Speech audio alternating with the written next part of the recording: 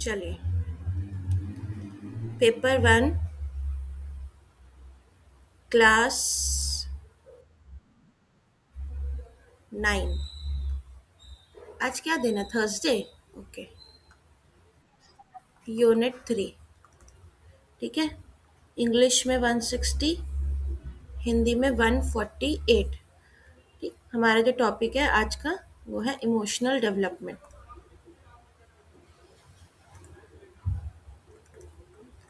संवेगात्मक विकास।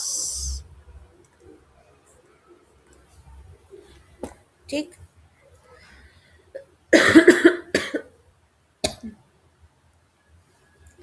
सबसे पहले इसके अंदर जो हम बताएंगे वो बताएंगे कि इमोशन क्या होता है। ठीक है। मीनिंग ऑफ इमोशन क्या है? तो संवेग जो है अंग्रेजी भाषा के शब्द इमोशन का हिंदी अनुवाद है। और इमोशन जो है ये लैटिन वर्ड इमोवेयर से आया है। इमोशन ये लैटिन वर्ड बेटा, लातिन शब्द इमोवेयर से आया है। ठीक है। इसका मतलब होता है उत्तेजित करना। ठीक है, टू एक्साइट, उत्तेजित करना, टू एक्साइट। ठीक है। तो उत्तेजित करना यानी कि कुछ भी, कोई भी इमोशन, कोई भी फीलिंग का पैदा होना, ये तुम्हारा इमोवेयर का मीनिंग था और इसी से तुम्हारा मीनिंग बना, वर्ड बना इमोशन। ठीक। अब जैसे कि यहाँ पे वुडवर्थ की डेफिनेशन दे रखी है कि इमोशन इज अ मूव्ड और stirred up state of an organism. Woodworth, emotion is a moved or stirred up state of an organism। ठीक है। संवेग किसी शरीर के उत्तेजित होने की अवस्था है। तो इमोशंस क्या है? जब कोई भी व्यक्ति, कोई भी जीव या कोई भी इंसान जो है, जब वो उत्तेजित होता है, एक्साइटेड होता है किसी भी फीलिंग को लेके, चाहे वो गुस्सा हो, चाहे वो फियर हो, चाहे वो लव हो, ठीक है, उसको बोलते हैं इमोशन। ओके। यहाँ पे आपके कैरेक्टरिस्टिक्स ऑफ इमोशंस दे रखी है। ठीक। कि इमोशंस का किन किन चीजों से लेना देना है, क्या क्या विशेषताएं आ जाती हैं इसकी। कैरेक्टरिस्टिक्स, विशेषताएं। ठीक है। जैसे कि पहला वाला ही आप देखोगे, पहला क्या पॉइंट है? Emotions and feelings. तो हर संवेग के लिए किसी भावना का विद्यमान होना आवश्यक है। अतः हर संवेग के पीछे कोई ना कोई भावना अवश्य कार्य करती है। आपका कोई इमोशन है तो जाहिर सी बात है उसके पीछे कोई ना कोई फीलिंग होगी। तो ये दोनों साथ में काम करते हैं। ठीक है। आपको किसी के ऊपर क्या बोलते हैं, आप किसी के साथ अटैच्ड फील कर रहे हो तो आपका इमोशन होगा उसके साथ कोई जुड़ा हुआ, आपको उससे प्रेम होगा या आपको मतलब कुछ तो अटैचमेंट होगा ना, तभी तो आप उसके साथ कोई फीलिंग शेयर कर पा रहे हो या फीलिंग महसूस कर पा रहे हो। ठीक है। तो इमोशंस के अंदर फीलिंग जरूर प्रेजेंट होती हैं जो इंसान को कुछ भी एक्ट करने पे मोटिवेट करती हैं। ओके। दूसरा वाला पॉइंट इसके अंदर करना, स्विंग ऑफ इमोशंस,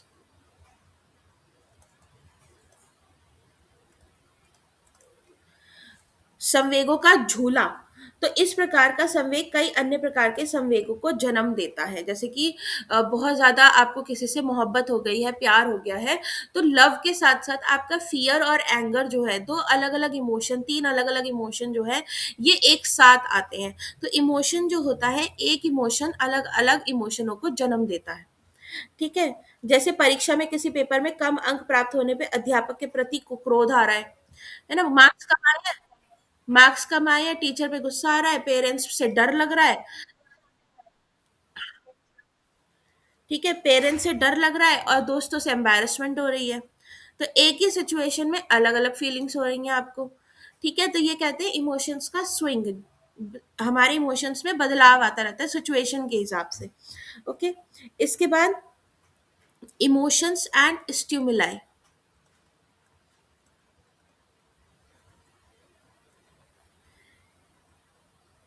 संवेग एवं उत्तेजक। स्टिमुलाई क्या होता है बेटा? That which excites. कोई भी वस्तु, कोई भी चीज, कोई भी इंसान जो आपको उत्तेजित करे, उसको स्टिमुलाई बोलते हैं। जैसे फॉर एग्जांपल आपने खिलौना देखा, आप उसको, आपका मन कर गया बिल्कुल कि भाई मुझे इसे छूना है, मुझे इससे खेलना है, आपके लिए वो स्टिमुलाई है। आपको बहुत भूख लग रही है, आपके सामने खाना आ गया है, खाना आपके लिए एक स्टिमुलाई है। ठीक है, मतलब कोई भी चीज जो आपको एक्साइटेड करती है और उसके बदले आप एक प्रतिक्रिया देते हो, एक रिस्पॉन्स देते हो, उसको स्टिमुलाई बोलते हैं। ठीक है, तो भिन्न भिन्न संवेगों को पैदा करने के लिए भिन्न भिन्न उत्तेजक उत्तरदायी हो सकते हैं। तो अलग अलग, जैसे कि भाई किसी को डराना है, तो आप मान लीजिए भूत की फिल्म दिखा रहे हो उसको, है ना, आप उसको डरावनी आवाजें निकाल के दिखा रहे हो, तो उसके अंदर डर का इमोशन पैदा होगा। आपको किसी को क्या बोलते हैं, खुश करना है, तो आप उसके लिए गिफ्ट लेकर जा रहे हो, आप उसको जो है अच्छी अच्छी बातें बोल रहे हो, अप्रिशिएट कर रहे हो, उसकी तारीफें कर रहे हो, तो उसमें एक खुशी का इमोशन डेवलप होगा। तो स्टिमुलाई, अलग अलग स्टिमुलाई जो होते हैं, ये भी अलग अलग इमोशंस जो होते हैं, इनको डेवलप करते हैं। ठीक है, इसके बाद इसमें बताना वाइड रेंज इमोशंस जो होते हैं बेटा, ये तुम्हारे इन्फेंसी से लेकर ओल्डहुड तक रहते हैं। मतलब हर किसी को इमोशन महसूस होता है। एक छोटा सा बेबी जो है, वो भी आप उसके सामने हंस के बात करोगे तो उसको अच्छा लगेगा, आप उसको घुड़कोगे, डांटोगे तो वो बेचारा रोने लगेगा। ठीक है, तो इन्फेंसी से लेके, शिशु अवस्था से लेके प्रौढ़ अवस्था तक संवेगों की उत्पत्ति होती रहती है, इमोशंस डेवलप होते रहते हैं। ठीक है, इसके बाद इमोशंस एंड बॉडी चेंज।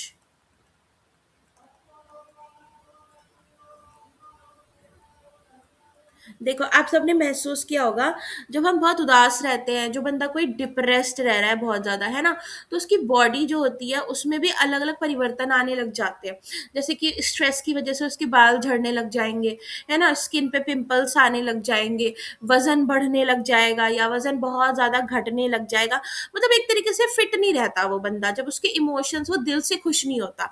और एक बंदा जो दिल से खुश होता है, तो आपने देखा होगा कि उसकी स्किन पे एक अलग ही ग्लो आ जाता है, बाल खिलने लग जाते हैं, मतलब बालों का टेक्सचर अपने आप ही अच्छा हो जाता है। तो इमोशन का बहुत बड़ा फर्क पड़ता है, हमारे हार्ट का बहुत बड़ा फर्क पड़ता है, क्योंकि फीलिंग हमारी हार्ट से होती है।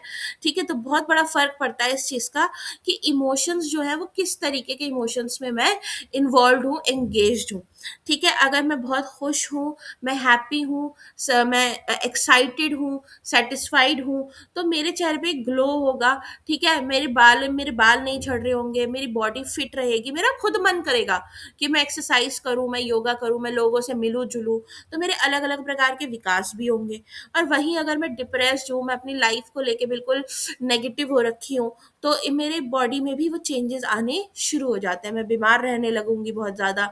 ठीक है, दवाइयों पे जिंदा रहूंगी, ये वाली हालत होने लगती है। इसके बाद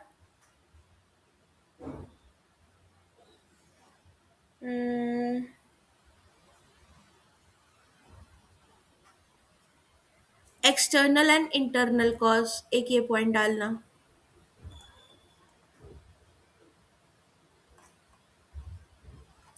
इमोशंस जो होते हैं बेटा, ये दोनों कारणों से पैदा होते हैं। आपके मन में डर है किसी चीज के प्रति, तो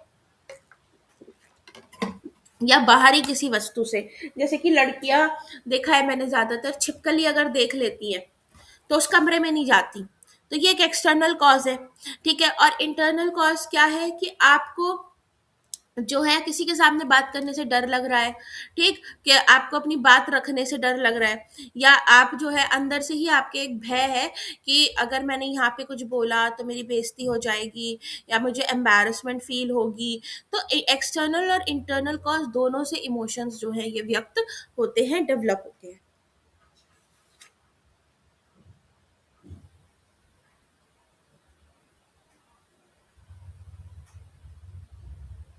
इसके बाद इसमें कारक बता देना। अब ये जो कारक है बेटा, ये हम पहले कर चुके हैं, है ना, फैक्टर्स अफेक्टिंग इमोशंस, ये वाले मैंने तुम्हें यूनिट 1 में करवाए थे।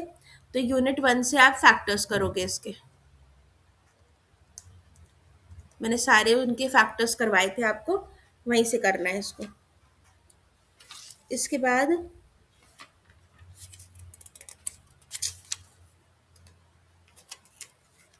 खुल जा, पेज नंबर 154 पर आइए हिंदी में, और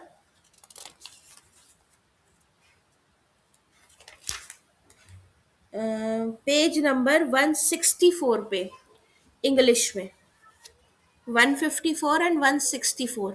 बेटा टाइप्स ऑफ इमोशन लिखा हुआ होगा, है ना। बाप रे, मैंने ये बुक कितना लिखा है, मैंने इस बुक में इतना गंदा किया है मैंने इस बुक को। चलो, टाइप्स ऑफ इमोशंस है आपका एक, इसमें पहला देखो, पॉजिटिव इमोशंस, नाम से ही पता चल रहा है, ठीक है, सकारात्मक संवेग।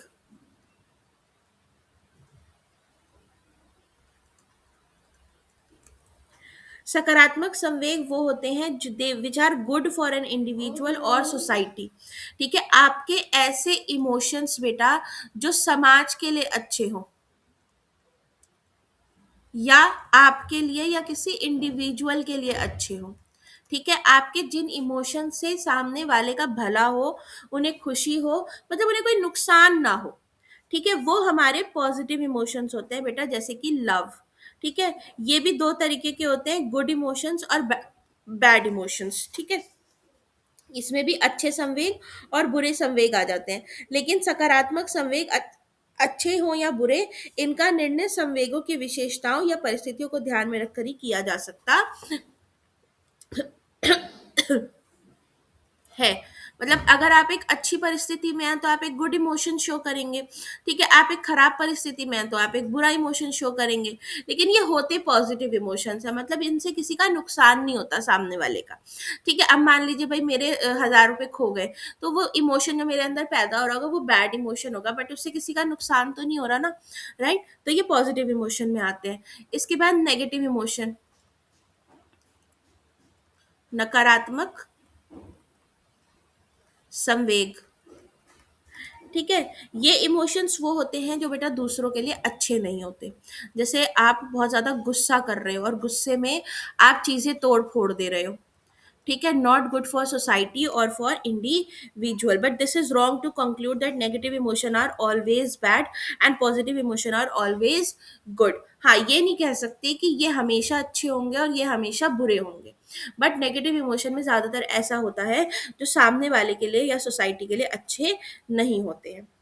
ठीक है, नकारात्मक इमोशंस होते हैं, जैसे कि मान लीजिए आपको आपके मन में किसी के लिए फीलिंग आ रही है कि मैं इसका सर फोड़ दूं, तो वो नेगेटिव इमोशन है। ठीक है, इसके बाद प्राथमिक इमोशन, प्राइमरी इमोशन, प्राथमिक संवेग। तो प्राइमरी इमोशंस जो होते हैं बेटा ये सेंट्रलाइज बिहेवियर से रिलेटेड होते हैं। ठीक है, टेंशन से, कॉम्प्लेक्स से, इनसे पैदा होते हैं प्राइमरी इमोशंस जो होते हैं हमारे।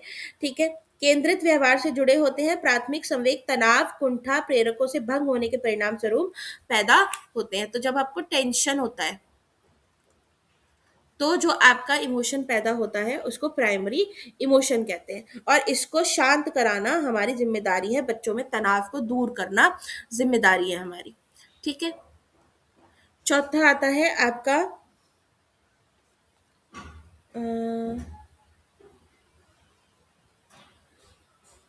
Emotions pertaining to self appraisal, emotions pertaining to self appraisal. ठीक है, आत्म मूल्यांकन से संबंधित संवेग ये होता है बेटा जब, जैसे मान लो मैं कोई टास्क कर रही हूँ और उसमें मैंने अपना टारगेट अचीव कर लिया, तो जब मैं टारगेट अचीव कर लेती हूँ तो मुझे एक सेटिस्फैक्शन मिलता है। ठीक है, वो जो सेटिस्फैक्शन होता है वो होता है emotion pertaining to self appraisal. हम अपने आप को खुद हम महसूस करते हैं ना कि अरे ये काम मैंने कर लिया फाइनली, तो एक अंदर से जो खुशी आती है हमारे अंदर, वो जो सेटिस्फैक्शन आता है, वो होता है emotion pertaining to self appraisal. When an individual finishes his work and achieve the set aim, then his tension eases and he gets mental satisfaction. जब वो कोई काम पूरा करता है, ठीक है, तो उसका दिमाग शांत होता है और उसको एक सेटिस्फैक्शन मिलता है। इसी को सेटिस्फैक्शन एंड हैप्पीनेस का इमोशन भी कहा जाता है। इसके बाद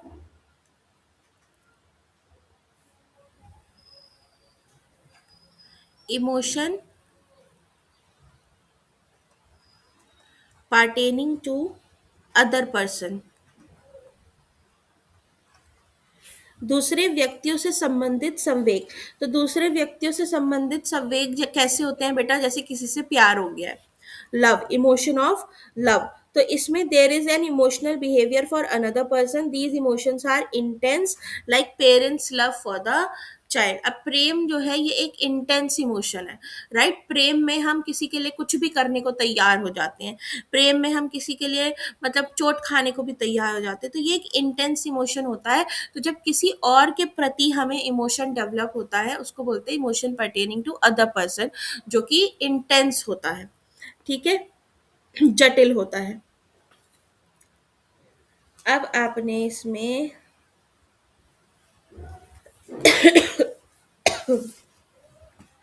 आना है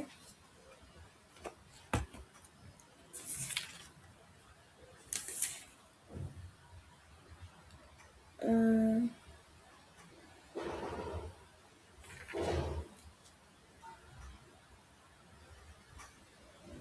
पेज नंबर 156 पे आओ, हिंदी में सबसे नीचे, और पेज नंबर 164 पे।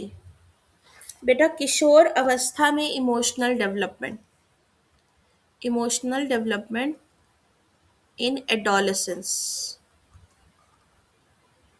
किशोर अवस्था, पेज नंबर 156 हिंदी में और इंग्लिश में 164। सबसे नीचे देखो, क्या क्या कारण, क्या क्या फर्क आते हैं, क्या क्या चीजें, क्या क्या बदलाव आते हैं बेटा इमोशनल डेवलपमेंट में जब बच्चा एक किशोर अवस्था में होता है। देखो ये जो अवस्था होती है ना, इसके अंदर ये एक तरीके से ब्रिज है। ये क्या है किशोर अवस्था? चाइल्डहुड से एडल्टहुड जाने का ब्रिज है, ठीक है।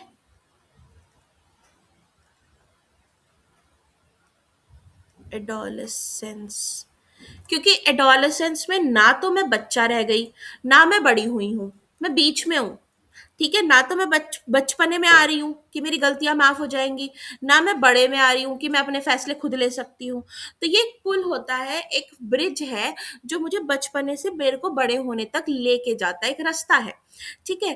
तो ये जब एडोलेसेंस की एज में, अवस्था में हम जब आते हैं, तो ये एक उथल पुथल की अवस्था बनती है, उथल पुथल की अवस्था।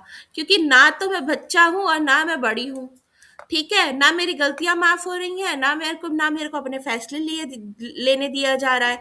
तो एक उथल पुथल की अवस्था होती है। बच्चा जो होता है ना, इसमें बहुत परेशान सा रहता है, जैसे इसको बोलते हैं स्ट्रेस एंड स्टॉर्म की अवस्था। तनाव और तूफान रहता है इस बच्चे की जिंदगी में। तो ये जो बच्चे होते हैं ना बेटा, इनके अंदर इमोशंस जो होते हैं ये बहुत ज्यादा अनस्टेबल रहते हैं। इनको अपने इमोशंस पे, हाँ, मुझे यहाँ को बंद रखना पड़ेगा क्योंकि दर्द अभी भी है। ठीक है, इमोशंस जो होते हैं वो अनस्टेबल होते हैं। तो इस अवस्था में बच्चे जो होते हैं बेटा, या तो ये बहुत ज्यादा एकदम कहते हैं ना, भावुक हो जाते हैं बहुत ज्यादा किसी भी चीज को लेके। अगर इन्हें गुस्सा आ रहा है तो बहुत ज्यादा गुस्सा आएगा, किसी चीज से प्यार कर रहे हैं तो बहुत ही ज्यादा प्यार करने लग जाएंगे, है ना, एकदम लेक्चर देने लग जाएंगे कि आपको फर्क नहीं पड़ता, आपकी सिंपैथी नहीं है, आपको दया नहीं आती, आपको ये नहीं होता, आपको वो नहीं होता। तो इनको खुद ही अपने इमोशंस पे कंट्रोल नहीं रहता और ये दूसरों को लेक्चर देते हैं। तो ये बहुत ज्यादा भावुक रहते हैं, मानसिक रूप से अशांत रहते हैं। दिमाग जो है बेटा इनका ईज में नहीं रहता, सुकून में नहीं रहता है। ठीक है, कभी या तो बहुत खुश हो जाएंगे, कभी एकदम सुस्त पड़ जाएंगे, कभी बहुत दुखी हो जाएंगे कि मेरे को स्ट्रेस हो रहा है। मैं आजकल के बच्चे तो बहुत ज्यादा, अगर देखा जाए जैसे जेन अल्फा आ रही है हमारी, ठीक है, तो इनकी फीलिंग्स बहुत जल्दी हर्ट हो जाती हैं। मेरा बच्चा है, दुखी होने लगते हैं, कई बार वे बहुत उदास हो जाते हैं, खुद को अकेला कर लेंगे बिल्कुल ही। ठीक है, कई बार उनको बिल्कुल 10 लोगों के बीच में भी बहुत खुश नजर आएंगे, कभी 10 लोगों के बीच में भी खुश नहीं नजर आएंगे। ठीक, आइसोलेशन पसंद आएगा। तो लेकिन कई बार उनके संवेग इतनी तीव्र हो जाते हैं कि वे आत्महत्या तक करने की सोचने लगते हैं। तो ये इमोशंस इस उम्र में इतने खराब होते हैं कि बच्चा बहुत ज्यादा परेशान हो गया है तो सुसाइड तक जैसे जो कदम होते हैं ये उठा लेते हैं। तो इस अवस्था में बहुत ध्यान रखना जरूरी होता है बच्चों का। ठीक है, तो अस्थिरता बहुत ज्यादा होती है, इसीलिए इसको स्ट्रेस एंड स्टॉर्म की अवस्था कहा जाता है। ये बात बेटा स्टैनली हॉल ने कही है, स्टैनली हॉल। ठीक है, तो इमोशंस जो होते हैं ये बहुत ज्यादा अनस्टेबल होते हैं। इसके बाद स्ट्रेंथ ऑफ इमोशंस, अगर इन किशोरों को एक्टिविटीज में इन्वॉल्व कर दिया जाए, जैसे आपने देखा होगा कुछ पेरेंट्स होते हैं वो अपने बच्चों को स्पोर्ट्स में डाल देते हैं। इन उम्र के बच्चों को वो क्यों डालते हैं? क्योंकि स्पोर्ट्स में बच्चा बिजी रहेगा, एंगेज रहेगा, और जब एंगेज रहते हैं और वर्कआउट करते हैं, एक्सरसाइज करते हैं, टीम के साथ खेलते हैं, तो इमोशंस में एक मजबूती आती है, वो अपने इमोशंस को कंट्रोल करना सीख पाते हैं। ठीक है, तो एक्टिविटीज वगैरह में इन्वॉल्व करना बहुत जरूरी होता है। किशोर अवस्था में पैदा होने वाले संवेग बहुत ही स्ट्रांग होते हैं। ठीक है, इसी प्रबलता के परिणाम स्वरूप किशोर बेचैनी अनुभव करता है। तो एक तो उसके अंदर बॉडी चेंजेस आ रहे होते हैं। ठीक है, अपोजिट सेक्स को लेके अट्रैक्शन आ रहा होता है, फिजिकल चेंजेस आ रहे होते हैं।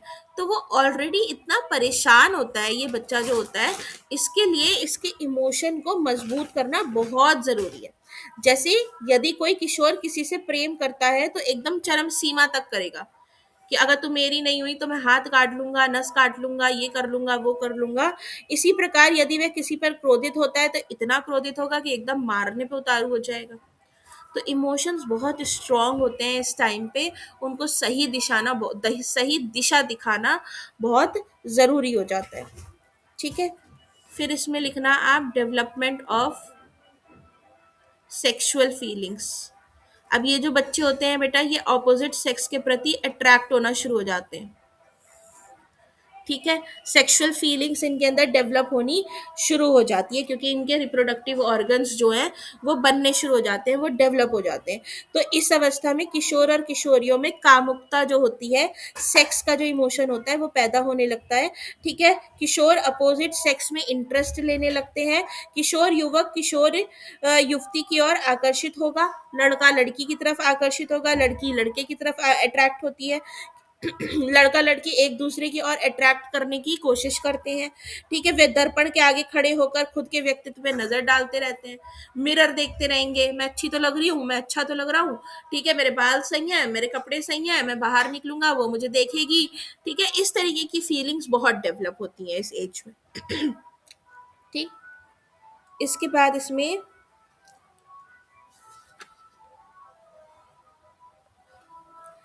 ये जो बच्चे होते हैं बेटा एडोलेसेंस वाले, एम्पैथेटिक बहुत होते हैं, शेयरिंग ऑफ इमोशंस। ठीक है, यानी एम्पैथी इनमें बहुत ज्यादा होती है। एम्पैथी यानी कि बेटा दूसरों की जगह खड़े होकर फील करना। कहते हैं ना, मेरे जूते में पैर रख के देखो तब तुम्हें पता चलेगा मैं क्या महसूस कर रहा हूँ। तो ये वाली चीज इनमें बहुत होती है, दूसरे की तकलीफ को एकदम अपनी तकलीफ समझ लेंगे, और कि भाई मुझे इसकी तकलीफ दूर करनी है, मुझे इसके कॉन्फ्लिक्ट दूर करने हैं, ये वाली इनकी कंडीशन होती है। ठीक? फिर इसमें आप बताना, ये जो बच्चे होते हैं बेटा, ये डे ड्रीमिंग बहुत करते हैं। दिन में सपने देखना इनको अच्छा लगता है। आह, ये जो अवस्था के बच्चे होते हैं बेटा, ये डे ड्रीमिंग करते हैं, मतलब हवाई, कहते हैं ना ख्याली पुलाव, ये बनाते रहते हैं। इनका एस्पिरेशन लेवल बहुत ज्यादा होता है। ठीक है, जैसे दिन में देखेंगे कि मैं लखपति बनने के सपने देख देख खुश होते रहेंगे, कि भाई मैं अपना स्टार्टअप खोलूंगा, मेरा स्टार्टअप इतना बड़ा हो जाएगा, मैं करोड़पति हो जाऊंगा, ऐसे अपने सपने देखते रहते हैं। कुछ लोग पूरा भी करने की कोशिश करते हैं। ठीक है, फिर हीरो वर्शिप बेटा, ये किसी भी व्यक्ति को मतलब अपना हीरो मान लेते हैं और उसकी एकदम कहते हैं ना फैन हो जाते हैं। फैन कह सकते हो, जैसे कि सलमान खान को अपना हीरो मान लिया, तो आप देखोगे कि उसी की तरह ऐसे तेरे नाम वाले बाल बना के रखेंगे, है ना, वो जो ऐसे ब्रेसलेट पहनता है, एक इस तरीके से उसका ब्रेसलेट है ना ब्लू कलर का, वो पहनेंगे, उसी की तरह फटी जीन्स पहनेंगे, उसी की तरह नाक पे ऐसे हाथ मारेंगे, उसी की तरह बोलेंगे, बॉडी बना लेंगे उसी की तरह। ठीक है, या कोई एपीजे अब्दुल कलाम का फैन है मान लो, तो एपीजे अब्दुल कलाम की तरह उसको साइंस में बहुत इंटरेस्ट आ रहा है, वो भी रॉकेट बनाने की कोशिश कर रहा है ना। तो हीरो वर्शिप बहुत ज्यादा करते हैं, किसी को भी अपना आइडल मान लेते हैं, और बस कि भाई उसके बारे में मैं सुन नहीं सकता कुछ भी, ये वाले हाल हो जाते हैं इनके, कि मैं इसके बारे में तो कुछ नहीं सुनता। तो आपने गलती से कह दिया सलमान कैसा सा है ना, से ये है वो है, भाई बुरा मान जाएंगे वो। ठीक है, इनके अंदर पेट्रियोटिज्म बहुत होता है, मतलब कह दो कि देश के लिए खड़े होना है, फौरन खड़े हो जाएंगे। देशभक्ति की भावना बहुत एकदम चरम सीमा पे होती है बेटा इनके अंदर, देश के लिए कुछ भी कर गुजरने का ये हौसला रखते हैं। अब देश के ऊपर कोई भी बात आएगी तो एकदम भड़क जाएंगे कि ये कर दो वो कर दो, हमारे देश के लिए ये, हमारे देश के लिए वो, बहुत ज्यादा देशभक्ति की भावना इनमें होती है। ठीक है, ये सारे पॉइंट्स आप इसमें डाल देना। इसके बाद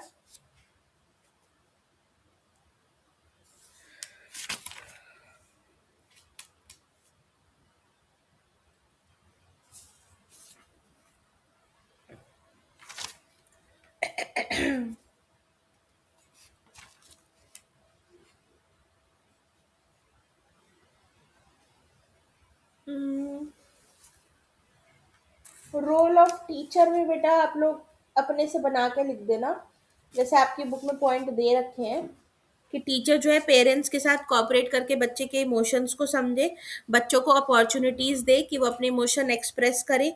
ठीक है, टीचर जो है बच्चों के लिए एक आइडियल बने, यानी टीचर खुद अपने आप की पर्सनालिटी ऐसी रखे कि बच्चे उसको देख के जो है आदर्श माने उसको अपना। ठीक है, टीचर बच्चों के प्रति अफेक्शन और सिंपैथेटिक बिहेवियर रखे ताकि बच्चे सिक्योर फील करें। लर्निंग प्रोसेस में इमोशंस को इन्वॉल्व जरूर करें, जिन बच्चों के अंदर डर है भय है उसको दूर करने की कोशिश करें। ठीक है, इस तरीके से। अब आप आ जाइए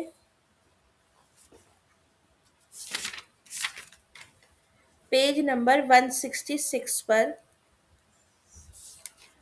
अटैचमेंट। बेबी इसको बंद करना।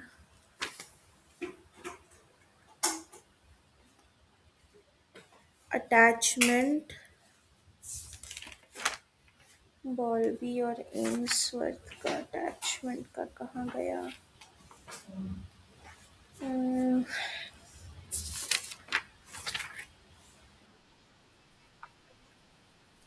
नहीं वो तो मिल गया है मुझे, जो चीज़ मैं ढूंढ रही हूँ वो नहीं मिल रही। हम्म, चाय कैसे बनाऊँ, बर्तन ही नहीं है, छोड़ दो अभी कुछ खा लो। अम्म, इसमें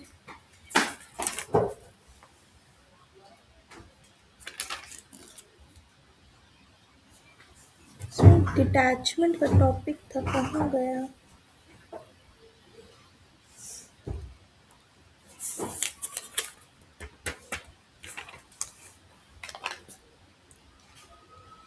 देखो पेज नंबर 162 पे एक तो अटैचमेंट का मीनिंग मार्क करो वहां पर, और इसके बाद पेज नंबर 165 पे स्टाइल ऑफ अटैचमेंट, इसमें यही दो चीजें करनी है बेटा।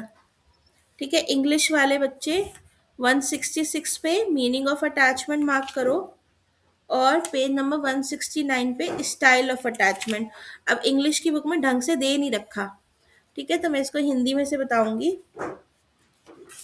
अटैचमेंट आप सब जानते हैं, अटैचमेंट क्या होता है, लगाव, है ना, किसी के साथ लगाव, अटैचमेंट, पेज नंबर 162 पे। तो अटैचमेंट क्या है, अटैचमेंट भी बेटा एक इमोशनल फीलिंग है। सबसे पहले आप क्या बताओगे कि ये भी एक संवेग है, एक इमोशन है, एक फीलिंग है। मुझे किसी के साथ लगाव है, तो क्यों लगाव है, क्योंकि मेरा उसके साथ कोई ना कोई इमोशन जुड़ा हुआ है, प्रेम का इमोशन जुड़ा हुआ है, ठीक है, इसलिए मुझे उसके साथ लगाव है। तो attachment is a lasting psychological connectedness between human beings. एक कनेक्शन है attachment, it is a connection between human beings that last long, है ना, जिनके साथ हम अटैच होते हैं उनके साथ हमारी लड़ाई भी अगर होती है तो हम उनसे सुलह कर लेते हैं, हम बुरा नहीं मानते। जैसे हमारे फ्रेंड्स होते हैं बेटा, हम अपने दोस्तों के साथ अटैच फील करते हैं, हमारे इमोशन जुड़े होते हैं उनके साथ, ठीक है, तो हमें हमारे दोस्तों की बातें मैक्सिमम टाइम तो बुरी लगती नहीं है, राइट, उनके मजाक में उड़ाई हुई बात, जो मजाक में उड़ाई हुई जो बातें होती हैं हम उनको हंसी में उड़ा देते हैं, हम बुरा नहीं मानते उनकी बातों का, क्योंकि एक अटैचमेंट होता है। ऐसे ही माँ बाप है हमारे, है ना, हमारे माँ बाप हमें मारे पीटे डांटे, फिर भी एक जैसे एक छोटा बच्चा आपने देखा होगा कि माँ उसको जितना मारती है उतना ही वो माँ को जाके चिपट जाता है, क्या है, अटैचमेंट है। क्योंकि उसको क्या पता है, उसको पता है कि यही मेरी सिक्योरिटी है, वो उसी से मार खा रहा है और उसी को गले लग रहा है, क्योंकि उसको पता है कि बचूंगा कहाँ जाके, यही बचाएगी, इसी से पिटना है और इसी से ही बचना है। तो इसी को लगाव बोलते हैं, इसी को अटैचमेंट बोलते हैं, जो ह्यूमन बींग्स के अंदर एक कनेक्शन होता है, एक कनेक्टेडनेस होती है बेटा, जो एक लंबे समय तक चलती है। ठीक है, अब इसका जो थ्योरी दिया है, मतलब इसके बारे में जो बात की है वो बॉल्बी ने किया, अब ये थ्योरी आती नहीं है, ठीक है, इसकी थ्योरी व्योरी कुछ है नहीं ऐसे, बस ये बताना है कि बॉल्बी ने इसके बारे में बताया है, वैज्ञानिक रहा है, मनोवैज्ञानिक रहा है बेटा, जिसने अटैचमेंट के ऊपर बात की है। ठीक, फिर इसके अंदर आपने ये स्टाइल ऑफ अटैचमेंट जो है वो बताना है इसमें, 165 पेज से आएंगे। इंग्लिश वाले बच्चे बेटा यहां से देखो, styles of attachment. Styles of attachment में बेटा जैसे पहला स्टाइल आपका दे रखा है, कैरेक्टरिस्टिक्स ऑफ एम्बीवेलेंट अटैचमेंट, एम्बीवेलेंट अटैचमेंट, ठीक है, उभय भावी लगाव।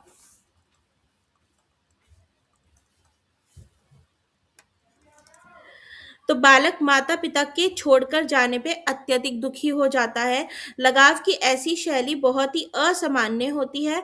शोध ने यह स्पष्ट कर दिया है कि उभय भावी लगाव माता पिता की उपलब्धता के कारण होता है, पुअर मैटरनल अवेलेबिलिटी की वजह से होता है। एम्बिवेलेंट अटैचमेंट क्या है बेटा, जब माँ बाप अपने बच्चे को छोड़ देते हैं तो उसकी वजह से जो बच्चे के अंदर दुख पैदा होता है वो होता है हमारा एम्बिवेलेंट अटैचमेंट, पुअर मैटरनल अवेलेबिलिटी की वजह से। इस शैली के बालक अपने माता पिता या पोषकों पे निर्भर नहीं रह सकते, ठीक है, पेरेंट्स लीव द चाइल्ड, बच्चा जो है बहुत ज्यादा दुखी हो जाता है, ठीक है, ये बच्चा जो है ये अपने पेरेंट्स पे निर्भर नहीं रह सकता। इसको लगाव तो था अपने पेरेंट्स से, लेकिन पेरेंट्स ने ही छोड़ दिया, अबंडन कर दिया, ठीक है, तो क्या करेगा ये बच्चा, इसको अपने आप खुद उठना पड़ेगा। फिर इसमें आता है सिक्योर अटैचमेंट, ठीक है। सुरक्षित लगाव ये इसका उल्टा है। इसके अंदर पेरेंट्स जो होते हैं ये बच्चे को महसूस कराते हैं कि बेटा तू हमारे साथ सुरक्षित है। अपने पोषक जिनके साथ बच्चों को लगाव सुरक्षित रहता है, जब बच्चे अलग होते हैं तब वे बहुत दुखी होते हैं, और जब वे उनसे दोबारा मिलते हैं तो बहुत दुखी होते हैं। ऐसे बच्चे अपने प्रौढ़ एडल्ट केयर गिवर्स पर निर्भर रहने योग्य होते हैं तथा बहुत सुरक्षित महसूस करते हैं। प्रौढ़ के चले जाने पर यह बालक बहुत ही विचलित हो जाते हैं। तो ये जो बच्चे होते हैं बेटा ये अपने पेरेंट्स के साथ क्या महसूस करते हैं, सेफ्टी महसूस करते हैं। ठीक है। तो अगर पेरेंट्स मान लो ये चले गए हैं, पेरेंट्स काम पर चले गए हैं, तो ये दुखी हो जाएंगे, और इनके वापस आने पर, ठीक है, रिटर्न होने पर ये बच्चे वापस से खुश हो जाते हैं। तो ये जो बच्चे रहते हैं बेटा ये निर्भर रहते हैं, ये डिपेंडेंट रहते हैं। जैसे कि हम नॉर्मल बच्चे, हम लोग कैसे पले हैं, हमारा जो अटैचमेंट है वो हमारे पेरेंट्स के साथ सिक्योर रहा है। अब मम्मी कभी चली जाती थी नाना के घर पे, है ना, सुबह से शाम तक के लिए चली जाती थी छोड़ के, तो घर कैसा लगता था, सूना सूना। स्कूल से अगर हम लौट के आते थे और देखते थे मम्मी नहीं दिख रही, तो सबसे पहला यही होता था, मम्मी मम्मी कहाँ है, मम्मी मम्मी कहाँ है। छत तक होकर आ जाते थे, पूरा 4 मंजिला का घर पे भी पूरा छत तक होके आ जाते थे, बैग टांगे टांगे होकर आ जाते थे। ठीक है। तो ये क्या होता था, ये सिक्योर अटैचमेंट होता था, क्योंकि बच्चे को क्या है कि मेरे को मेरे माँ बाप नहीं दिख रहे, बस दिख जाए। जब तक नहीं दिखेंगे विचलित रहेगा, परेशान रहेगा, बेचैन रहेगा, और जैसे ही दिख जाएंगे खुश हो जाएगा। तो ऐसे बच्चे जो होते हैं ये अपने माँ बाप पे निर्भर रहते हैं। इस अटैचमेंट में बच्चा पेरेंट्स पे निर्भर रहता है, और हम रहे हैं निर्भर आज भी। अगर हम घर जाते हैं या कुछ होता है तो देखते हैं कि मम्मी नहीं दिख रही है, तो पहले यही आता है, मम्मी कहाँ है, मम्मी कहाँ है, मम्मी कहाँ है, होता है ना। पापा को बाद में पूछते हैं लोग, मम्मी को पहले पूछते हैं, मम्मी दिखा दो बस, कहाँ है, मम्मी रहनी चाहिए घर के अंदर। तो वो घर घर लगता है। ठीक। तो सिक्योर अटैचमेंट ये होती है। इसके बाद आता है अवॉइडेंट अटैचमेंट। ठीक है। अवॉइडेंट यानी निग्लेक्ट करना बेटा, नजरअंदाज करना। तो इस प्रकार की विशेषता वाले बालक माता पिता से दूर भागते हैं। इसमें बच्चे ही पेरेंट्स से दूर भागेंगे। Child runs away from parents. ऐसे बालक केयर गिवर और पूर्ण रूप से अजनबी में किसी को प्राथमिकता नहीं देते। ये ना तो अपने पेरेंट्स को प्रायोरिटी देते हैं ना स्ट्रेंजर्स को प्रायोरिटी देते हैं।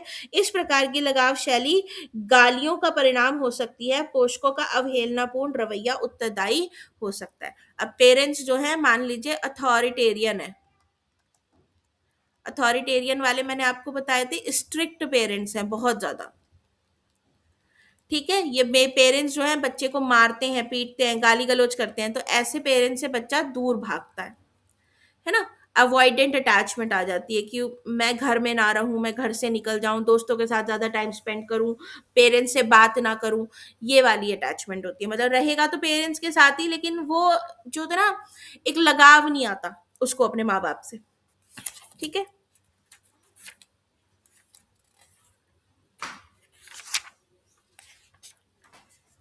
इसके बाद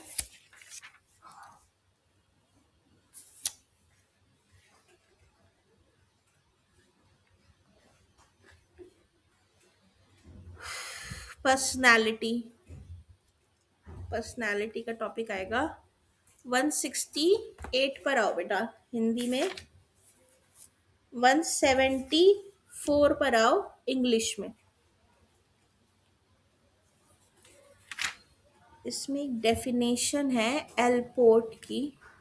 देखो इंग्लिश वाले बच्चे ना पेज नंबर 176 पे सबसे नीचे आओ बेटा, सबसे नीचे से सेकंड पैराग्राफ, एक डेफिनेशन लिखी हुई है GW एलपोर्ट द्वारा, उसको मार्क कर लो। और हिंदी वाले बच्चों आपके में 169 पे लिखी हुई है सबसे नीचे, 1 2 3 4 5 6 पॉइंट जो है उसके ऊपर एलपोर्ट की डेफिनेशन लिखी हुई है कि व्यक्तित्व व्यक्ति में उन मनोदैहिक अव्यवस्थाओं का संगठन है जो वातावरण के साथ उसका अपूर्व समायोजन निर्धारित करती है।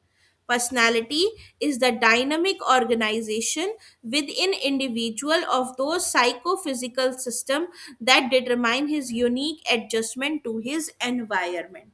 मिली? इंग्लिश वाले बच्चों को मिल गई?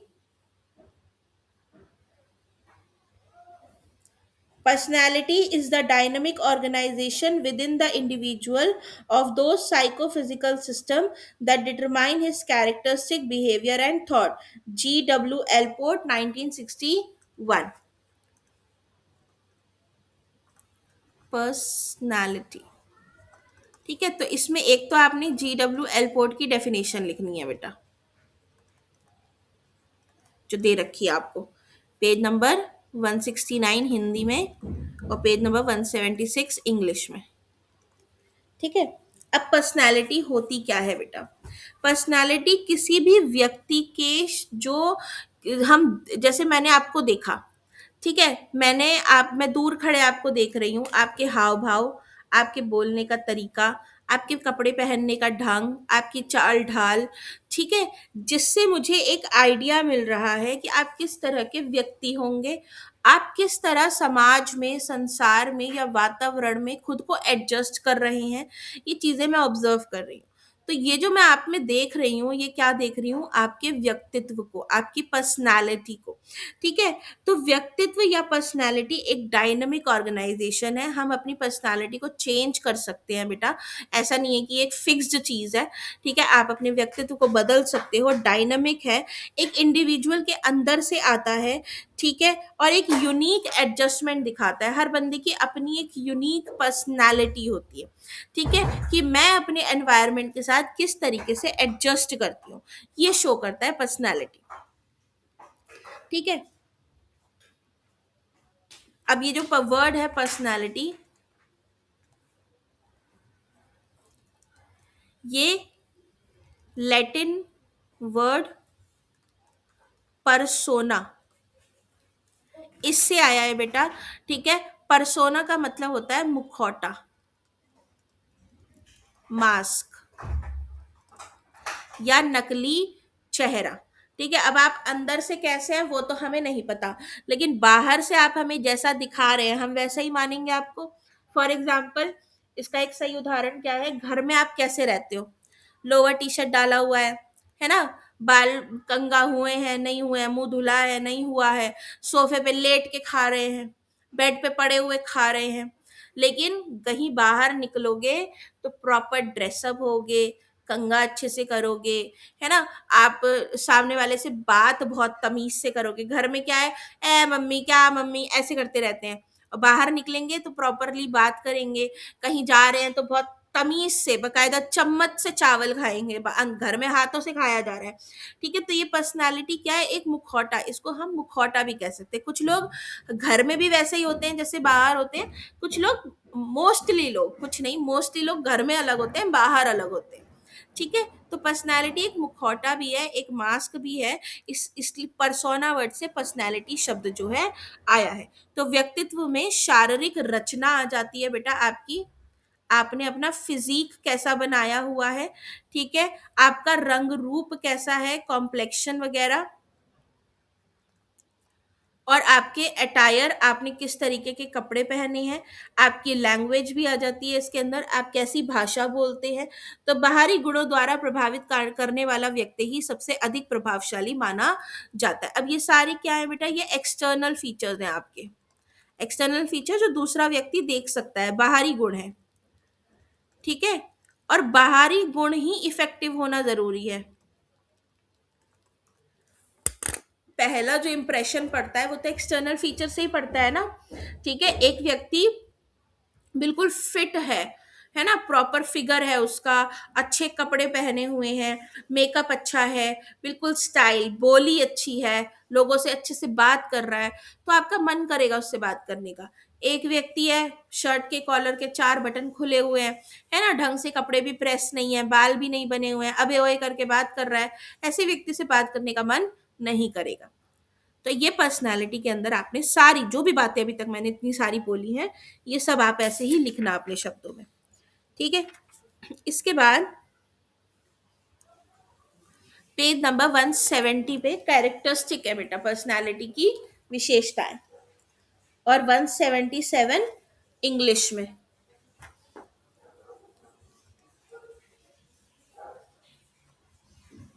Characteristics 170 Hindi, 177 English. First, personality is dynamic. भाई गतिशील है, बदलती रहती है, एक जैसी नहीं होती है। तो व्यक्तित्व को गतिशील माना गया है। जन्म से लेकर मृत्यु तक व्यक्ति के व्यक्तित्व संबंधी गुणों में परिवर्तन आते हैं। आपके इन्फेंसी से लेकर डेथ तक आपकी पर्सनालिटी में चेंजेस आते रहते हैं। राइट, जैसे आप बचपन में थे वैसा तो नहीं है, अभी भी आप वैसे ही हो। है ना, कुछ बच्चे होते हैं वो बचपन में एकदम भोंदू से होते हैं। है ना, बाल बिखरे हुए हैं, आइसक्रीम खा रहे हैं तो पूरा मुंह गंदा करके खा रहे हैं। बड़े होके उन्हीं बच्चों को देखो, एकदम डूड स्टर्ड, बिल्कुल क्या ही बोलो, बस हम फेल हो जाएं उनकी पर्सनैलिटी के आगे। तो पर्सनैलिटी जो है ये बदलती रहती है। समायोजन, आप जैसे जैसे अपने एनवायरनमेंट के साथ बेटा एडजस्ट करना सीखते हो, ठीक है, एडजस्ट विद एनवायरनमेंट, वैसे वैसे आप अपनी पर्सनालिटी में निखार लेकर आते रहते हो। ठीक है। दूसरा आता है पर्सनालिटी इज सेल्फ कॉन्शियस।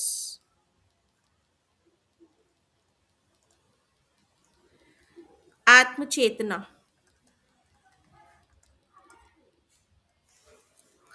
हर व्यक्ति में आत्मचेतना आवश्यक अवश्य होती है। सेल्फ कॉन्शियस हम सब है, अपने आप को लेके कॉन्शियस हम सब होते हैं। यह आत्मचेतना उसके व्यक्तित्व की विशेषता होती है। अब आप अपने आप को लेके कितने कॉन्शियस हो? ठीक है, क्या आप अपने शरीर को लेके बहुत कॉन्शियस हो? तो आप वर्कआउट करोगे, योगा करोगे, बॉडी फिट रखोगे। ठीक है, आप चाहोगे मेरे चेहरे पे एक भी पिंपल नहीं होना चाहिए, एक भी मेरे बाल जो हैं उनकी ग्रोथ अच्छी होनी चाहिए। तो वास्तविकता यह है कि जब व्यक्ति में आत्मचेतना चेतना जैसे वस्तु घर करने लगती है, तभी उसके व्यक्तित्व का अस्तित्व दिखाई देता है। तो जब आप बहुत ज्यादा अपने आप को लेके सेल्फ कॉन्शियस होते हो बेटा, तो आप अपनी पर्सनालिटी के ऊपर क्या करना शुरू कर देते हो? काम करना शुरू कर देते हो कि मुझे इसको बेहतर बनाना है। खुद का ज्ञान, अपने बारे में जब आप ज्ञान हासिल करना शुरू कर देते हो, है ना, कि भाई चार लोगों में खड़े हैं तो मैं कैसी लग रही हूं या मैं कैसा लग रहा हूं, ये सोचना शुरू कर देता है जब बंदा। इसके बाद यूनिकनेस, अपूर्वता। सबकी पर्सनालिटी यूनिक होती है बेटा। ठीक है, व्यक्तित्व अपूर्व या अनुपम होते हैं। हर व्यक्ति अपने ही ढंग का होता है। मेरी पर्सनालिटी आपकी पर्सनालिटी में फर्क है। ठीक है, कोई भी दो व्यक्ति चाहे वो जुड़वा बच्चे ही क्यों ना हो बेटा, उनकी पर्सनालिटी में भी डिफरेंस आएगा। ठीक है, तो एक जैसा बिहेवियर नहीं होता है। अब मान लीजिए कोई सेंसिटिव है, कोई इनसेंसिटिव है ना, कोई जो है बहुत खुश मिजाज है, सबसे मिलजुलता है, हंस हंस बोलता है, कोई क्या बोलते हैं आपका इंट्रोवर्ट है। ठीक, तो पर्सनालिटी सबकी अलग अलग होती है। इसके बाद हम्म,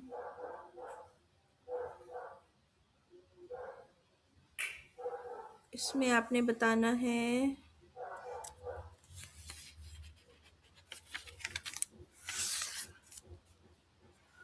सोशेबिलिटी,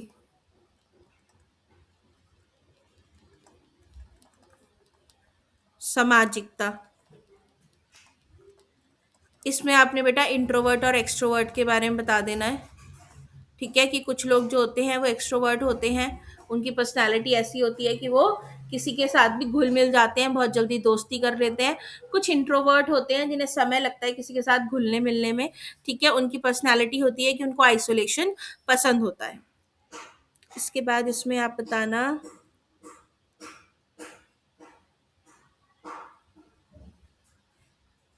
फ्लेक्सिबिलिटी, लचीलापन। तो व्यक्ति को अपने वातावरण और अपनी अंतः शक्तियों के साथ संघर्ष करना रहता है। इस संघर्ष के लिए व्यक्तित्व में कई बदलाव आते रहते हैं। ठीक है, तो एक व्यक्ति जो होता है बेटा वो अपने एनवायरनमेंट में एडजस्ट होने के लिए उसको एक स्ट्रगल करनी पड़ती है। तो उस स्ट्रगल के लिए हमारी पर्सनालिटी जो है उसको फ्लेक्सिबल होना बहुत जरूरी है। अब मान लीजिए मैं किसी के घर जाती हूँ और मुझे सिर्फ बेड पे सोने की आदत है। ठीक है, लेकिन किसी के घर पर नहीं है मेरे लिए एक एक्स्ट्रा बेड, तो क्या मैं वहां पे लड़ जाऊं? या मैं वहां पे भाई मैं तो सोऊंगी नहीं। तो क्या है कि हमें अपने एनवायरनमेंट के साथ एडजस्ट होने के लिए अपनी पर्सनालिटी में एक लचीलापन रखना चाहिए कि भाई हाँ वहां पे नहीं है बेड एक्स्ट्रा अवेलेबल, तो जमीन पे अगर गद्दा डाल के मुझे दिया जा रहा है तो मैंने वहां पे सो जाना है। ठीक है, तो समाज में एडजस्ट करने के लिए पर्सनालिटी में फ्लेक्सिबिलिटी का होना जरूरी है। आप रिजिड नहीं रह सकते। ओके, इसके बाद बस इतने बता देना इसमें।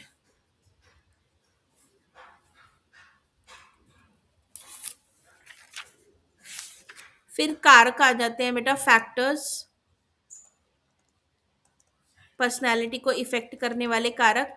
पहला तो आपका हेरिडिटरी बताना इसमें, ठीक है, वंशानुक्रम। तो जो हमारे जीन्स होते हैं बेटा, इनका काम क्या होता है? बेस फॉर पर्सनालिटी, हमारे व्यक्तित्व को एक आधार देते हैं ये, ठीक है। क्योंकि मेरी आंखों का जो कलर है, मेरे बालों का जो टेक्सचर है, मेरी स्किन का जो कलर है, मेरी हाइट, ये मुझे मेरे माँ बाप से मिलता है, तो ये एक आधार मुझे प्रोवाइड कर देते हैं। फिर एनवायरनमेंट आ जाता है बेटा, एनवायरनमेंट के अंदर मुझे किस तरीके का खाना मिलता है, किस तरीके की शिक्षा मिलती है, सोशियो इकोनॉमिक, मेरे माता पिता की क्या आर्थिक स्थिति है, ये सब मैटर करता है मेरी पर्सनैलिटी डेवलप करने में, ठीक है। अब इसमें हेरिडिटरी में तुम्हारा बहुत सारे पॉइंट्स बता रखे हैं बेटा, जैसे कि इन्होंने कॉम्प्लेक्शन बता रखा है, तो सबको अलग अलग बता रखा है इन्होंने, हिंदी की बुक में पेज नंबर 172 पर देखोगे। और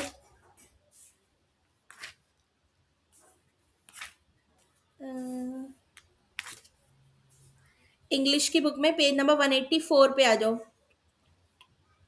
इंग्लिश में 184 पर आओ।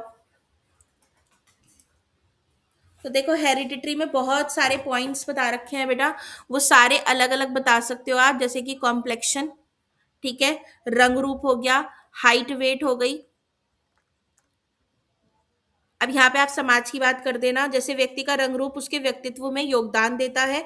गोरा रंग जो होता है उसको अट्रैक्टिव मानती है हमारी सोसाइटी, ठीक है। काले रंग वाले व्यक्ति का मजाक उड़ाया जाता है, ये सारी बातें आपने लिख देनी है इसमें। लेकिन एक मनोवैज्ञानिक दृष्टि से काला रंग या गोरा रंग जो है ये एक्सटर्नल पर्सनालिटी से रिलेटेड है। काले रंग वाले व्यक्ति का आंतरिक व्यक्तित्व प्रशंसनीय हो सकता है, गोरे रंग वाले व्यक्ति का आंतरिक व्यक्तित्व दुर्बल हो सकता है। तो आपने जैसे क्या बताया, यहाँ पे आएंगे इधर, ए रंग, तो आपने इसमें बताया कि एक फेयर कॉम्प्लेक्शन वाला बंदा है, एक डार्क कॉम्प्लेक्शन वाला बंदा है। सोसाइटी क्या कहेगी? सोसाइटी कहती है कि भाई फेयर वाला अट्रैक्टिव है, डार्क वाला अनअट्रैक्टिव है। लेकिन एक साइकोलॉजिस्ट की तरह अगर मैं सोचूं, मनोवैज्ञानिक की तरह अगर मैं सोचूं, तो हम क्या देख सकते हैं कि जो फेयर वाला है, हो सकता है कि इसकी जो पर्सनालिटी हो, जिसका जो परसोना हो, वो अच्छा ना हो, कमजोर पर्सनालिटी का बंदा हो। और डार्क कॉम्प्लेक्शन वाला जो बंदा है, इसकी जो पर्सनालिटी हो वो बहुत स्ट्रांग हो, ठीक है। तो ये अट्रैक्टिव और अनअट्रैक्टिव होना, ये क्या है? ये एक्सटर्नल वो है, फीचर्स है, ठीक है। तो लेकिन समाज जो है वो रंग रूप के आधार पे वो कर लेता है कि भाई कितनी सुंदर है, कितनी गोरी है, इसकी पर्सनालिटी कितनी अच्छी है। बट आप देखो दुनिया की सबसे खूबसूरत औरत जो है वो डार्केस्ट वुमेन में आती है, ठीक है। इसके बाद हाइट एंड वेट दे रखा है, इसमें भी वही डाल देना है, नाटा और मोटा वाला, कि जो जिनकी हाइट शॉर्ट होती है या जो फैट होते हैं, और एक जिनकी हाइट लंबी होती है और जो स्लिम होते हैं, तो ये अट्रैक्टिव नहीं माने जाते, ये अट्रैक्टिव माने जाते हैं, है ना। इस तरीके से इनकी पर्सनैलिटी बोली जाती है। तो मोटापा या पतलापन वरदान या अभिशाप बन जाता है लोगों के लिए।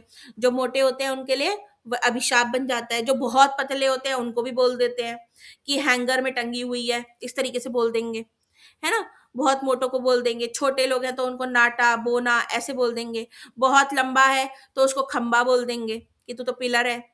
तो ये सारी बातें लिखनी है इसके अंदर आपने।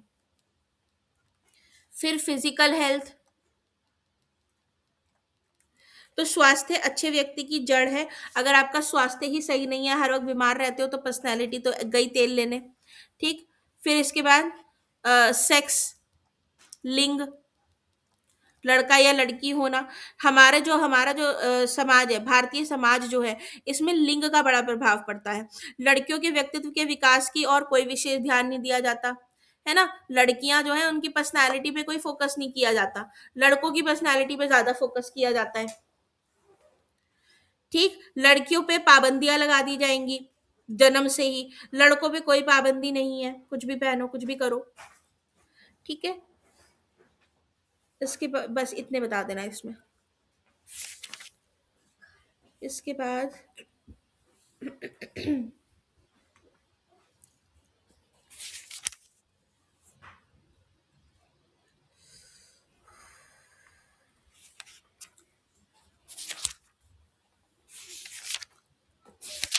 केरोशार्च टेस्ट भी इसी में ही है,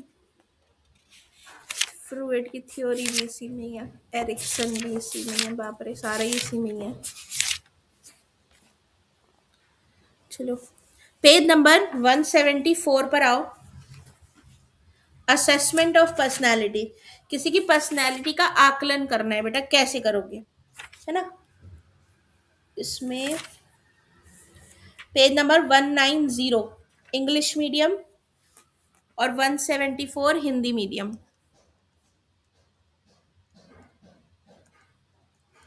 असेसमेंट ऑफ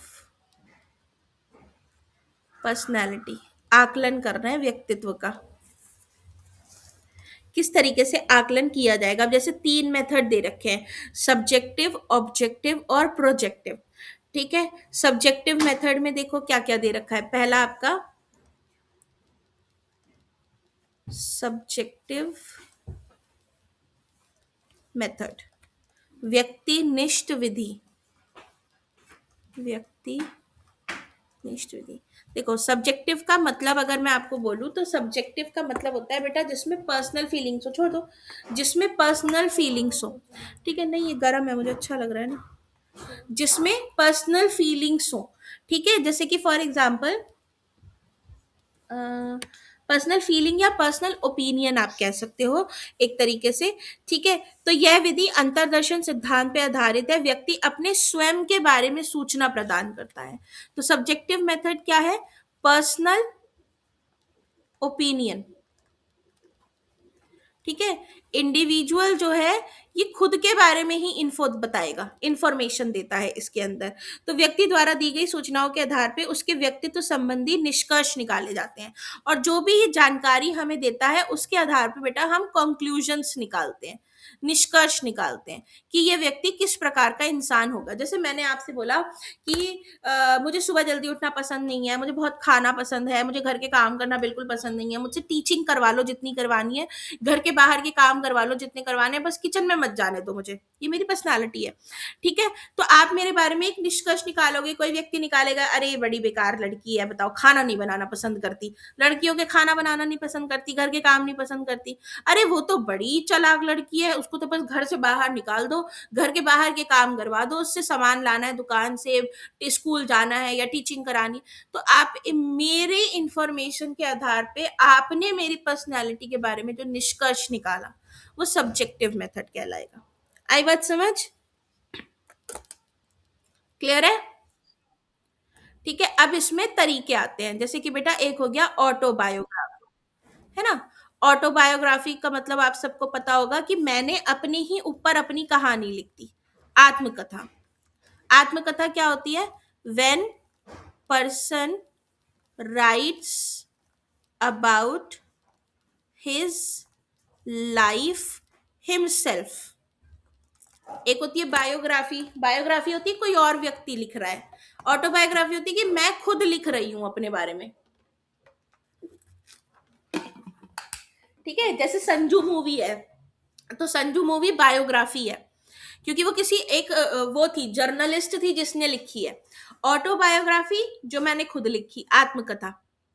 ठीक है, तो ऑटोबायोग्राफी क्या है भाई, ऑटोबायोग्राफी के अंदर जब मैं लिखूंगी ऑटोबायोग्राफी तो मैं अपने जीवन के बारे में लिखूंगी, तो मैं उसमें अपनी लाइक्स, अपने डिसलाइक्स, ठीक है, मेरे जो भी मैंने काम किए होंगे, मेरी डीड्स, है ना, जो भी मैंने काम किए हैं अपने जीवन में वो सारी चीजें लिखूंगी।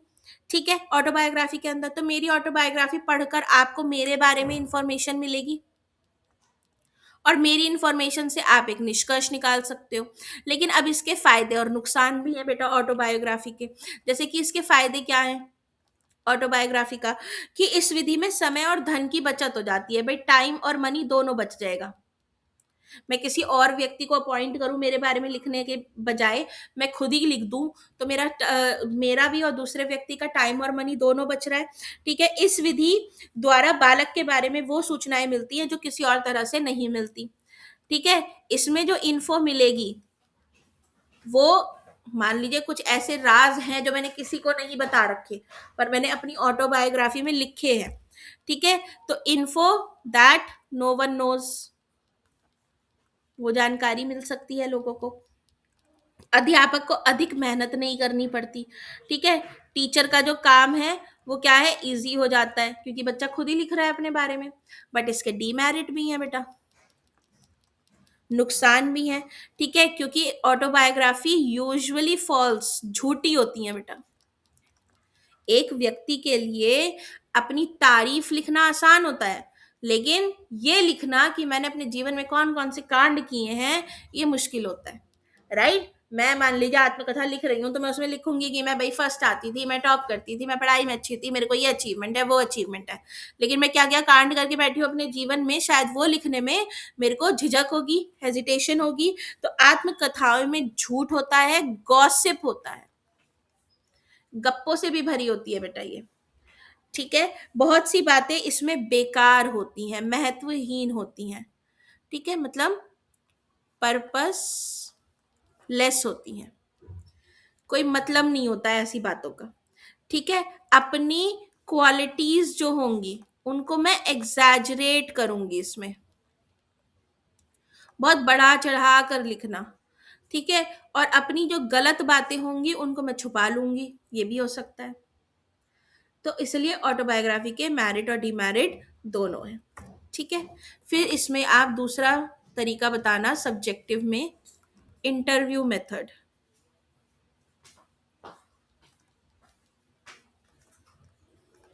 इंटरव्यू मेथड जैसे मैंने आपको बताया है पहले भी, कि इसमें सवाल पूछेंगे, एक आंसर देगा, आंसर जो दे रहा है वो मैं हूं।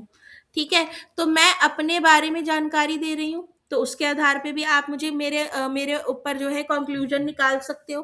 ठीक है, अब इसका फायदा क्या है इंटरव्यू मेथड का, कि आप इसको किसके साथ भी यूज कर सकते हो, can be use with anyone. एक इलिटरेट बंदा जो है बेटा, पढ़ा लिखा नहीं है, उसके उसके बारे में जानकारी निकालनी है, तो भी आप इंटरव्यू मेथड यूज कर सकते हो। है ना, एक पढ़ा लिखा व्यक्ति नहीं है, उससे आप सवाल करेंगे, जवाब तो वो दे ही देगा, लिखना तो उसको है नहीं कुछ, पढ़ना तो उसको है नहीं कुछ। ठीक है, तो बोलना ही है। तो साक्षात्कार की मदद से जो है आप किसी के बारे में भी जानकारी हासिल निकाल सकते हो। ठीक, इसके बाद फिर क्वेश्चन मेथड, वही क्वेश्चन के बारे में बता देना, प्रश्नावली, वो इंटरव्यू जैसा ही होता है। बस हाँ, इसके अंदर क्या हो सकता है कि आपने ऐसे एक प्रश्नावली तैयार की है सवालों की। ठीक है, और उसमें आप टिक या क्रॉस लगवा रहे हो उसके सवालों के आगे, कि भाई ये सवाल है और इसमें से जो तुमने किया है, जो तुमने नहीं किया है, उनके आगे टिक और क्रॉस लगाओ। ठीक है, कुछ जवाबों को 2 लाइन में लिखो, इस तरीके से। इसके बाद आपका फर्स्ट सब्जेक्टिव था, दूसरा आ जाता है बेटा ऑब्जेक्टिव। ऑब्जेक्टिव होता है जिसमें किसी की पर्सनल ओपिनियन नहीं होती है। ठीक है, वस्तुनिष्ठ मेथड। तो इस विधि में निरीक्षण द्वारा व्यक्तित्व का अनुमान लगाया जाता है। ठीक है, पर्सनालिटी का क्या लगाया जाएगा बेटा, प्रिडिक्शन किया जाता है एक तरीके से। इसमें कुछ सवाल होते हैं, उनके 1 वर्ड 2 वर्ड ऐसे आंसर्स देने होते हैं। ठीक है, और उसके आधार पर हम उसका अनुमान लगाते हैं। ठीक, अब इसके अंदर आपके जैसे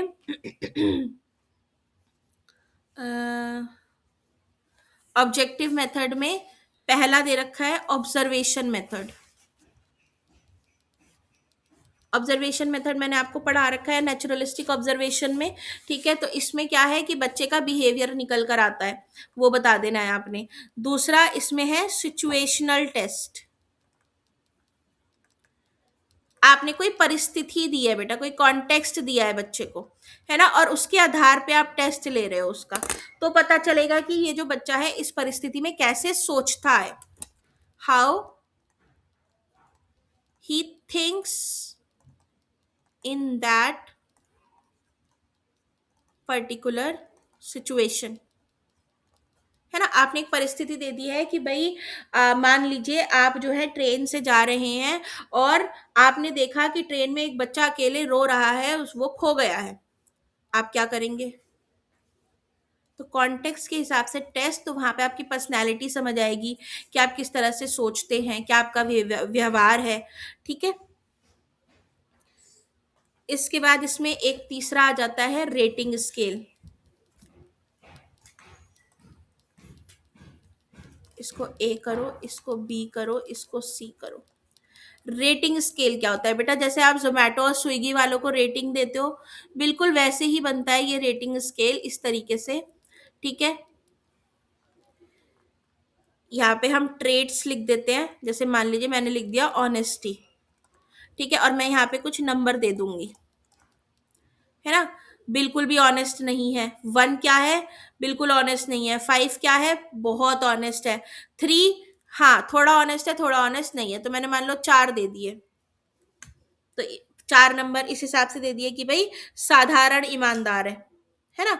मान लीजिए ये हो गया कंप्लीटली ऑनेस्ट, ये नॉर्मल ऑनेस्ट, ये एवरेज ऑनेस्ट, ठीक है, ये लेस ऑनेस्ट, और ये बिल्कुल जीरो ऑनेस्ट। इस तरीके से रेटिंग स्केल होती है, रेटिंग दी जाती है।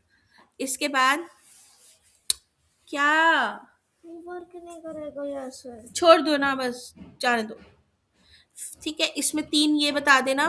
फिर आना थर्ड वाले पे, प्रोजेक्टिव मेथड।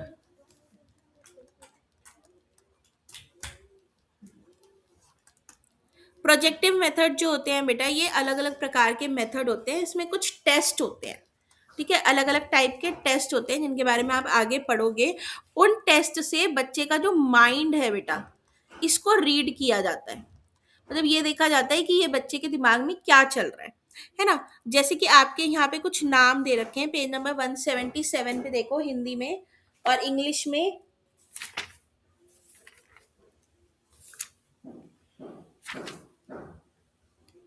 इंग्लिश में आओ, पेज नंबर कहाँ गया?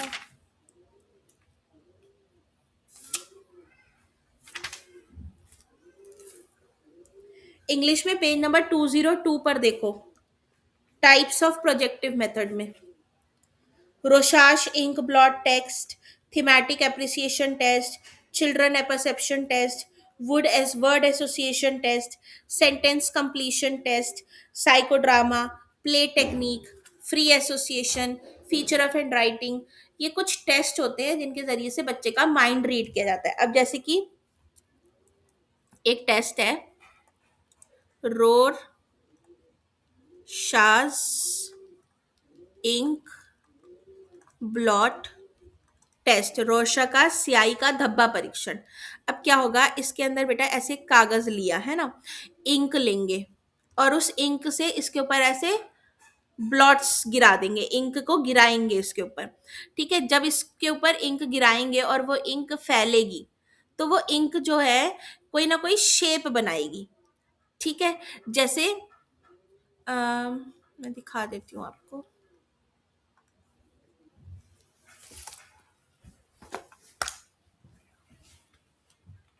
रोल रोल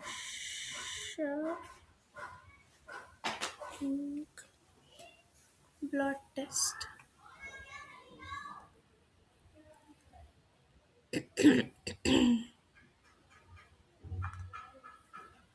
देखिए, जैसे इस वाले आप देख रहे हो, ये इंक गिरा रखी है कागज के ऊपर, है ना। अब अगर मैं आप अलग अलग बच्चों से पूछूं कि बेटा इसमें क्या दिख रहा है, कोई ऐसे देखो यहाँ पे ये जो बन रहा है, कोई कहेगा कि मैम ये भेड़िए का मुंह लग रहा है ना। कोई कहेगा मैम चमगादड़ लग रहा है। कोई कहेगा कि मैम ईगल लग रही है, उड़ती हुई चिड़िया लग रही है। कोई चूहा कह देगा। कोई अगर सामने से देखो तो ये कान और ये फेस वुल्फ का या किसी डेविल का फेस लग रहा है ना। तो अलग अलग चीजें बोलेंगे बच्चे। तो जब ये बच्चे अलग अलग चीजें बोलेंगे तो इनके माइंड का पता चलेगा कि किस तरह से सोचते हैं। ठीक, इसको बोलते हैं इंक ब्लॉट टेस्ट, कि आप एक कागज के टुकड़े पे इंक गिराते हैं और जो उससे आकृति बनती है, जो उससे शेप बनता है, उससे आप बच्चों से पूछते हैं कि बताइए आपको इसके अंदर क्या दिख रहा है, किसकी आकृति दिख रही है। जानवरों के शेप दिखेंगे अलग अलग। ठीक है, देखो इस तरीके से अलग अलग शेप्स बनाएंगे इसमें। ठीक, तो ये तुम्हारा रोशा, तो इस तरीके से प्रोजेक्टिव मेथड में अलग अलग टेस्ट होते हैं बेटा। अब ये तुम्हारे 6-7 टेस्ट के नाम दे रखे हैं यहाँ पे, जिसमें से तुम्हारा रोशार्श इंक और क्या बोलते हैं, TAT, CAT, word, story, play, अच्छा सारी हैं। ठीक है, ये सारे मेथड मैं आपको पढ़ाऊंगी। ठीक है, इसमें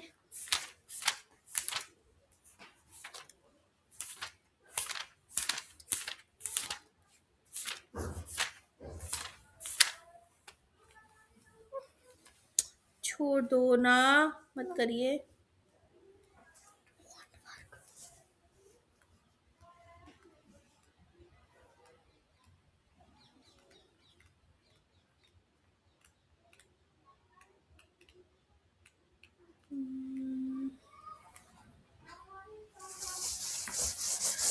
ये कल कराऊंगी बेटा मैं अब, ये ना, क्योंकि ये बहुत सारे टेस्ट है, इनकी डिटेल में पढ़ाना पड़ेगा, इनमें क्वेश्चन आ रखा है,